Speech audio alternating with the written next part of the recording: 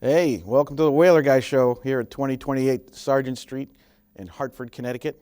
Today is February 15th, and the other guy, Whaler Guy, Jerry, he's off on assignment today, so it's going to be just me, but there's really a lot to talk about. I mean, if anything that you Whaler fans out there have got to be proud of, it's that, you got the license plate thing going. We had a lot of discussion with the legislature, and then in the same week, Governor Malloy releases this letter to the New York Islanders, which pretty much is a letter to the entire NHL.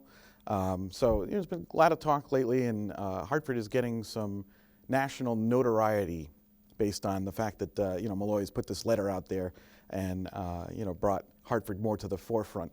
Also, recently Hartford got a little bit of a boost from the corporate world when United Bank decided to move. They're going to move their headquarters downtown to Hartford, bringing in about a couple hundred jobs at the Goodwin Tower, which is above the historic Goodwin Hotel, which is also under renovation. So there's a lot of good things going on in Hartford right now. It's like they hit bottom, with the budget and all the bankruptcy talk, and then the yard goats disaster, and all these things. And so you kind of, sometimes you hit bottom before you start to make your way up. And that was a good couple of weeks, getting some attention for Hartford. It's important to know that, even though this NHL thing is still really a long shot, the fact that they're in the game is what makes it so, interesting. There's always two angles, and I think Jerry and I have been through this before with you guys. There's the hope of the NHL, which is like a really, cool, great thing to have. That would be fantastic if it happens. It's a long shot. But, in the meantime, the XL Center is vital to Hartford, and bringing over 500,000 people every year.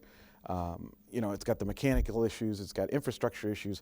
If that is not done, you're going to lose that UConn 20-year lease. You're going to lose all that revenue from all those college football, hockey, not football, but basketball, hockey, the women's basketball. Quick shout out to them too, getting 100 wins in a row.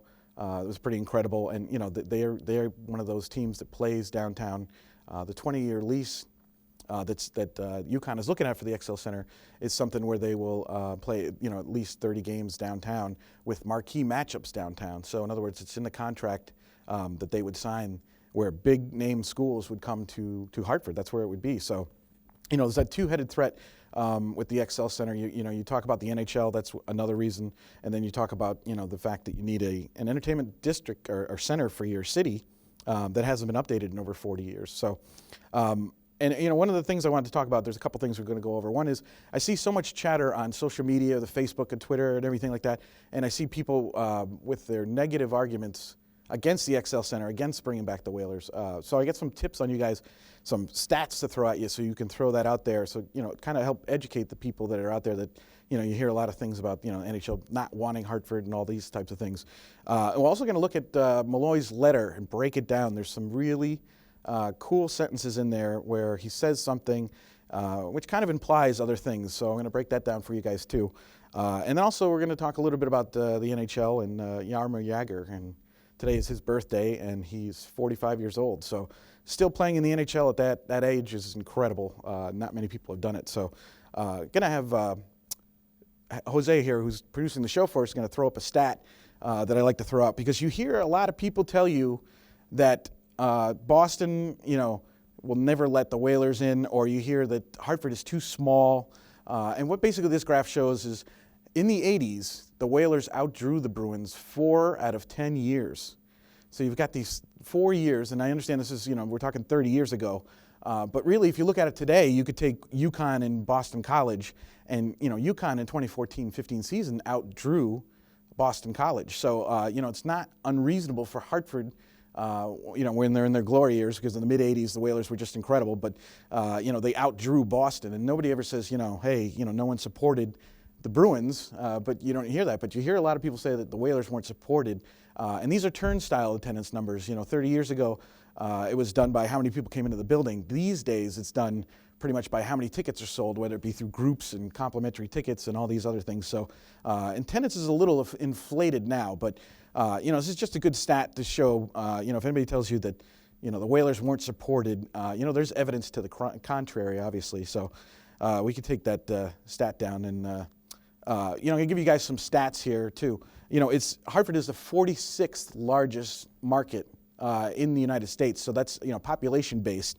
And you know that they're the 30th largest media market, so the largest market without a professional team. That's been our argument for a long time, is that Hartford is a big enough market. It's comparable to other markets, but yet there is no team here. So within a 30-minute drive of the XL Center is your drawing populations for the arena. You do get people that come 2 hours away. I mean, how many NHL fans I know here in Hartford area that drive to New York City, or they drive to Boston to see get their NHL fix. But within 30 minutes of Hartford, and this has been a very driving point for the CRDA, the Capital Region Development Authority, and them getting their plan in there. But within 30 minutes, there's 1.2 million people in the Hartford market. So, it's a good sized portion there. It's comparable to other cities like Raleigh and, it's Salt Lake, Birmingham, Nashville. Within 60 minutes, that jumps to 3.1 million people. That's almost 1% of the population. So, 3.1 people within an hour's drive. And people would make the hour trip to see, NHL stars, to see the Whalers if they were here, to see, the top level hockey action. So, that's all in part of their pitch here is to show how large the market is. With households and income, I hear a lot of people tell me, oh, well, no one can afford NHL tickets. And granted, they're going to be very expensive. They just are. Across the league, if Boston, for instance, on the upper tier, their third tier, you can spend up somewhere between $80 and $100 to go see a game for one person. And Hartford's not going to be that much different. But, what the argument that they're showing here is that within that 30 minutes of Hartford, the average household income, they make at least $75,000 a year. Now, 35% of that group makes over $100,000 per household. So they're trying to show the demographics here that people here between the ages of about 20 and 59 would be your ticket buying base, and those people are making enough money to afford NHL tickets, and that's very important to show to NHL teams that you can have a base here and that people can afford your pricing. The Florida Panthers just came out with their ticket pricing. You should take a look at that because it's very reasonable. As a matter of fact, in some cases, you can get a Florida ticket package that is comparable to what you would for UConn hockey here. So, I wouldn't say that if the Whalers came back, that the ticket pricing would be similar to Florida, but it's going to be in that kind of ballpark range. You kind of look at that and see. So one of those arguments about people not being able to afford it, it's expensive. I'm not gonna lie to you, but the market and the demographics and the financial economics of the whole thing, kind of show it as, it's plausible that people would be able to afford tickets and come to games. I always say this, and it's a real big caveat, but if the team is competitive, if the team stinks, no one's coming, and that's just any market. It's not just Hartford. Look at Detroit, for instance, right now. The Red Wings are pretty bad, and they were widely supported when they were winning. So hopefully if the NHL does come back to Hartford, there's a competitive team. That's one of the foundations of making a franchise successful. So I'm gonna have Jose show up a little graphic here of a visitor to the East River in New York. This may be a sign that the Whalers are indeed coming back. You're not seeing a Photoshop. You're not seeing some trickery, sleight of hand here. This is actually a humpback whale that made its way to the East River, and this has not happened, of course, for 30, 40 years. This is actually, to get to the truth of the matter, this is an environmental thing where whales are making their return back to the river as, food kind of starts to show up more because of environmental cleanup. But it's very ironic that here we have a whale tail showing up in New York where, and then a couple months later, Malloy is making a pitch to the Islanders to come here. So, maybe there's something in those cards. We can go ahead and take it down, and then I'm going to shoot you some more things. We're gonna look here at Malloy's letter because I really wanted to talk to you guys about what he says in this letter that makes it kind of very interesting.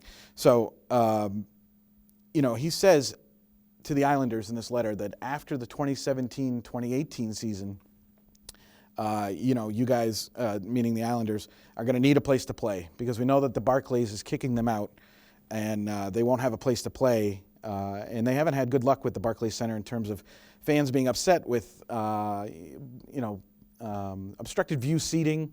There's been some issues with the ice, and the fans haven't been treated, all that well. But Malloy does make a point in this letter. He says after the 2017-2018 season, and it's ironic too because that would be when the Wolfpack's contract ends. The Wolfpack that play in Hartford right now are currently signed through the end of next year, so their contract would end. The XL Center would go through its renovation this summer of the ice sheet. And, they're going to jackhammer the ice sheet out and put a brand new one in, state of the art, be more modern than a lot of the NHL region, or comparable to NHL arenas around here. And then also there was some talk from the Wolfpack ticket sales guys about next year, and I guess a few rows behind the goal on the east side. So this would be the side where the fan bar is. They're going to remove those seats or slide them back as they do. They're removable. So they slide those seats back, and they're going to put some comfortable seating, some couches, some tall tables maybe. And it's kind of a place where fans can stand. I believe they call it a party pit. And it's part of this adventure seating. So they're going to do some adventure seating is kind of the new thing. A good example of adventure seating is Fenway Park has adventure seating on the Green Monster. That was something that wasn't there, and it is now. So this is part of Malloy's pitch, not only for college in the AHL, but for the NHL, saying that this arena is getting more modern, is going to get some perks, some amenities, and they've already really started some of that. That part of it is pretty much complete. It's the infrastructure part that they're really worried about. But the fan amenities and the increased options for food, for beverages. Those types of things are important for concession sales, and very big part of bringing a franchise here is having not only people go in and buy tickets, but also go pick up their hot dog or their puck. So and we show that in Malloy's letter again. He says at one point the fan base here in Hartford is energetic and anxious for an NHL franchise. He kind of gives a little bit of an affirmation. He actually says it's ranked one of the NHL's most energetic markets and anxious for the NHL, which is really, it's almost a confirmation, even from this show. And, give a shout out to you guys and everyone that works on this show and, Jerry. I think us, all having these conversations and, sharing stuff on Facebook, social media, the license plates, all of that chatter is, what makes Malloy be able to say things like this, that they have an energetic fan base. I mean, the team's been gone for 20 years. It's almost crazy that there is still a fan base here. And that's one of the funny things he says about that. He says, like, we're anxious for the NHL, and it's like, no kidding. I mean, there's so many people that would just love it if if the Whalers are coming back, and we get of course a lot of people from out of the state too. And we want to bring up the map I have here of the region to give you guys kind of a show of this Hartford region. So this circle here represents a 40-minute to 40-mile drive outside of the XL Center, showing you that 1.3 million people that would live in this area. And as you can see, it encompasses a lot of western and southern Mass. And there was a heavy amount of season ticket buyers out of the Springfield area. If you remember, of course, the roof collapsed in the XL Center in 1979. And the Whalers had to play a full season in Springfield. It was actually part of two different seasons, but, about a year in Springfield. And, that actually turned out to be a good thing because it expanded their market northward, as you can see in this photo here. And, those people are still energetic for the NHL. I hear from those people that ask me they wish there was a way that they could get a license plate in Massachusetts, but one state at a time. I know we were trying to get the Connecticut one. I don't know if we can get a Massachusetts Whaler plate, but that would be pretty cool. But a lot of people from the Springfield area ask me for the license plates. A lot of people from the western, Westfield area ask me, or they come and join us in the parade, which is coming up next month, the St. Patrick's Day Parade on March 11th. I'll just make a note of that if you guys are in the area. Anybody's in the area, come down and front of the state capitol, and you can march with us in the St. Patrick's Day parade, and we can make another big splash. You know, that's in front of 75,000 people. And if you wear your Whaler jersey, you feel like you played for the team because the crowd just, you know, they're great. They go crazy for you. But you know, getting back to Malloy's pitch here, he says at the end that you know, he wants to work with private partners. And I think that's a real interesting point to bring up. Private partners could certainly mean his investment group. The investment group that we don't know about, we're not sure who they are, where are they? But he mentioned them in 2013, and he's, you know, hinted at them here and there. You know, he asked them directly, and he hasn't answered who they are. But private partners, you know, that obviously means money. That means that you know, Malloy would be a fool if he pitched this letter without some kind of private money behind it. You know, it's kind of weird to go ask the NHL to come here and you don't have kind of the firepower to back it up. We also talked about this letter that Malloy sent out being absolute proof, really, that he has been talking to the NHL prior to this letter, had meetings with the NHL. You know, Jerry and I have told you a lot that we've heard the rumblings that the NHL was here. They send a lot of attorneys. There's a lot of, you know, paperwork and things to go over. So, you know, this letter would not have come out without the NHL's knowledge, and quite frankly, even the Islanders. You know, it's very likely, I think, that the Islanders could make a visit to Hartford, and I don't mean like the owners, but I mean like the NHL, the attorneys. They make a visit and they check out the Excel Center, if only for the fact to use it as a Patriot thing, you know, where they say, well, we talked to Hartford and this is what they have to offer.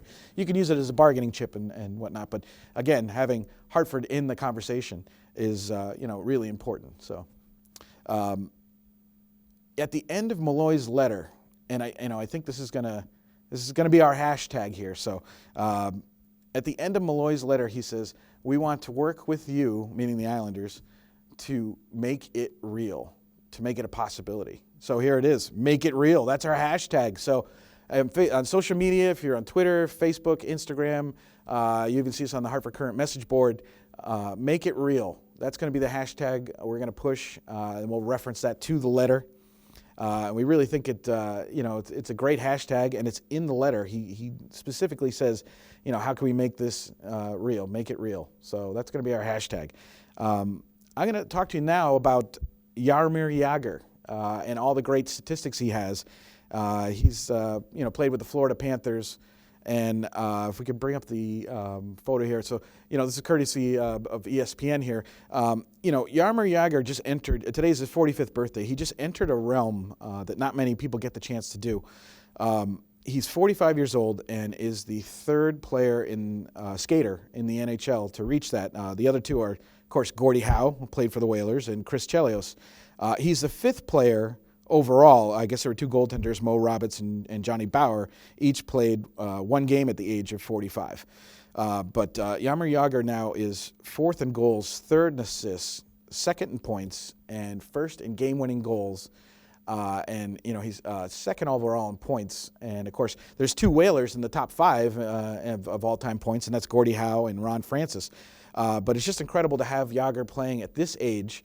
And, you know, he was told by his father to continue playing hockey well into his 40s, because his father said, when I was in my early 40s, I could keep up with the youngsters. And, you know, he's doing just that. It's, you know, some athletes have the ability to defy nature. I mean, we're all called to stop playing at a certain level when we are, and he hasn't gotten that call yet at 45 years old. He's obviously the most active player, you know, in the NHL currently.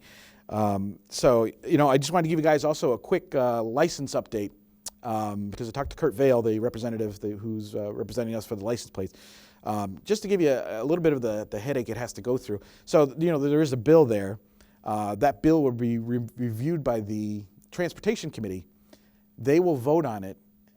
If it passes the Transportation Committee, it would move on to the State Senate. The House, the State House. Now, if the House passes the license plate bill, it would then move on to the Senate and go for another vote. So this is the third vote. And if it passes the Senate, then it would actually have to rise up to Malloy's office, and he would have to either sign it or not sign it. So, you know, there's four hurdles here for this license plate that still need to go through. I'm hoping that, you know, it can be resolved by the end of this year, because we've waited a long time, and it is for, you know, Connecticut Children's Medical Center. You know, it's for charity. So, you know, we believe that the purchase of these license plates would, you know, help out this charity. It's an homage a bit to the whalers who used to help the Yukon Children's Cancer Fund. And you know, so we're hoping that this license plate issue doesn't catch any snags. I can't really see any reasons on why it would have such a difficult issue, you know, getting a license plate to get through the process here. You know, we also want you guys to reach out to us whenever you can. You know, if you've got a great argument against the NHL or for the NHL, you know, all you have to do is send us an email. You know, Jerry is jewhaler13@gmail.com, and my email address is phindle19@gmail.com. You know, we're always interested. You know, if you want to be a guest on the show, please feel free to contact us. You know, and let us know. We'd love to have guests on the show. Have someone else, you know, bring the view, even if it's you know, an opposition view. You know, I would say, you know, if Senator Markley of Southington, who's you know, very much against the XL Center, you know, if he wanted to come on the show and share his views, I've heard him speak on the XL Center, and you know, he seems to brush it off as, you know, well, we can't afford this, so we're not going to do it, and Yukon, you know, can go home and play in the XL Center. I'm sorry, can go back to Stores and play in the, you know, play on campus. The issue with that, of course, is, you know, right now Hockey East, you know, kind of has a demand to have a team have an arena on campus. The XL Center is in Hartford, and it would be on a Yukon campus starting this September. You know, Yukon's going to have a Hartford campus this September. So if the XL Center doesn't get done and it you know, starts to fail, Yukon's not going to stay there. They'd have to go home to Stores, and they wouldn't have a Hockey East ready arena. They do have the Freitas Ice Center, but that doesn't meet the Hockey East standards, and that would be an issue for Yukon. So they may not be able to stay in Hockey East. Campo Pavilion needs to be renovated as well. That would be a big ticket price. You know, the people of Stores in Mansfield in that area, the town people, are not really excited about having more arenas built on their campus. You know, they're already dealing with traffic. There's one road in and one road out type of thing for Yukon. So, you know, having that kind of a traffic issue in the town, I mean, it would kind of drive you crazy. And, you know, I hate to make beer a big deal, but on campus, you can't have beer sales for these Yukon games. And I'll tell you what, at the XL Center, the beer flows like wine. I don't know what the expression is. It's a waterfall.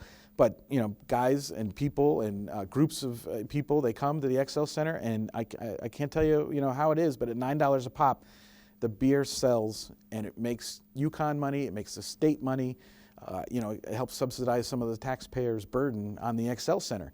And that's just, you know, that's just the nature of the demographic. There's 126,000 alumni within an hour's drive of the XL Center, and, you know, I think it's somewhere around 80,000 within a 30-minute drive. So the Yukon guys, they like beer, they like to watch their team, and they like to come to Hartford because, you know, Yukon is still, you know, breaking attendance records and stuff. They have, you know, had another 6,200 the other night and 5,000 for their last game. So, you know, I can understand Markley saying we don't have the money, and, you know, I always give this analogy. It's not necessarily that we're asking, you know, we want to put a spoiler and new rims on our car. This is about, you know, we need a new transmission. You know, the rear end gasket seal is gone. You know, we got, you know, all kinds of problems with the head gasket. So, you know, these are issues to keep the building running.